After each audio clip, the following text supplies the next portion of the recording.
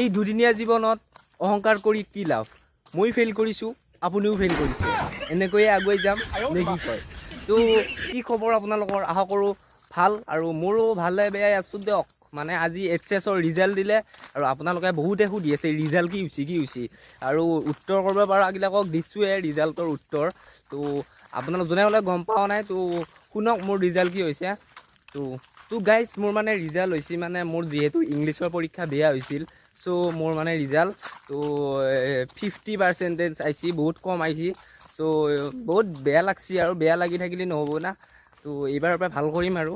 তো সেয়াই আৰু, তো 50% ছেকেণ্ড ডিভিজন আৰু জিঅ'গ্ৰাফিত লেটাৰ।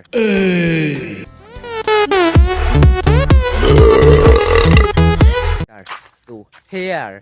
তো ইফালে আমাৰ গণেশহঁত আছে, চিত্ৰহঁত আছে। এটা পাৰ্টি হ'ব নেকি? পাৰ্টি এটা ক'ল্ড ড্ৰিংকছ লৈ আহিছোঁ, খাওঁগৈ আৰু নে কি কয়? ব'লক খাওঁ। এইবাৰৰ পৰা ভিডিঅ'বিলাকত এটা মানে ইণ্ট্ৰ' আনিম বুলি ভাবিছোঁ। তো ইণ্ট্ৰ'টো হ'ব, এই দুদিনীয়া জীৱনত অহংকাৰ কৰি কি লাভ? যিটো কণ্টেণ্টৰ ওপৰত ভিডিঅ' বনাম সেইটোৱে হ'ব। যেনেকৈ গৰমৰ ওপৰত বনাম এই দুদিনীয়া জীৱনত অহংকাৰ কৰি কি লাভ? এই গৰমত তুমিও ক'লা হোৱা, ময়ো ক'লা হওঁ।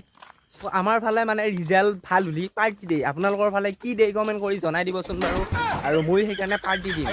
আৰু কি আছিল, আৰু অহংকাৰ কৰিনো কি লাভ? ফেইল কৰিছোঁ বুলি ভাবছি নেকি? নাই ফেইল কৰা, তো ছেকেণ্ড ডিভিজন পাইছোঁ।